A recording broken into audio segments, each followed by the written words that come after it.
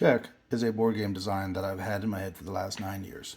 Because of the playdate, it has finally been actualized into a game that can be disseminated to anybody that wants to download it and use the simulator or the playdate itself to run this. So when we start a game of Chek, we can learn how to play through various little sections. We can also activate the music or mute it. Let's say play.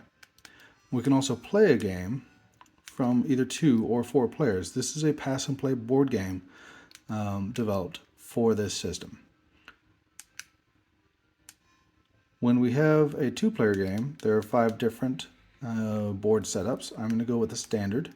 Standard has, as you see, 6 icons in the middle and 6 icons in the middle. In a 4-player board game, each one of these would be different sides. In a 2-player board game, on this setup, it is one side and then the other side. So the open circles versus the closed squares.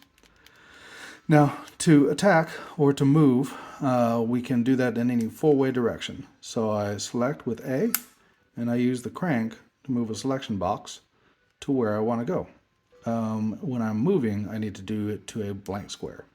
Very good. Now, I can select, and I'm going to do a move I would not normally do here to show off some features of this. I'm going to check here, and I'm going to go to the left with the closed square. This sets me up for an attack with a closed square, but it also sets up an attack from any of the open circles. So I'm going to choose this one, and I'm going to move the selection box in any 4-way direction, and attack. There we go. So you'll notice there are dice rolls behind the scenes that determine the outcome. Because open circle had a buddy, another ally, in an 8-way direction of the closed square, it got a bully bonus, which is a +1 to attack. These are dice rolls from 1 to 6, but a bully bonus can actually push you to 7. That's important because defenders win ties. So generally, defenders have the advantage unless the attacker has a bully. Now we've activated the chaining system. Okay, chain, in which case you use the crank and the A to select your move. In this case, you cannot select a blank. You have to select an ally piece, say here, and you can actually move along your allies all the way through the board for as long as you have contiguous 8-way pieces. So you'll notice I went from here to attack all the way over here, and I'm doing this as an example. So open circle is going to attack closed square. Open circle 1. Open circle gets to keep attacking along the chain until there are no more moves. Closed square won that attack. You see, they defended 6 versus 6. Defenders win ties. When you can use the crank, an icon will pop up. So I'm going to link through as the closed square through my other allies. There we go. To attack open circle, which you'll notice was the originator of all of these attacks. Open circle 1.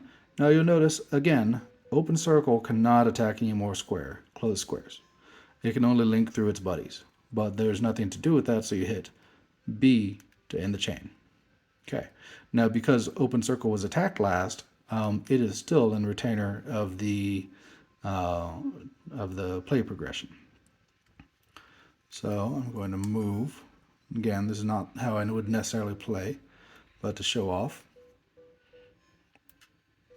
we will move down, we'll move up, and I want to show that chains only happen when there's another piece in the 8-way direction. Open circle won that fight, 5-2, and you'll notice the little icon up here showing they won. But since that was the only attack it could make and there's no other buddies or opponents in an 8-way direction, the turn is over and it switched over to closed square. And we could continue playing this out as we like.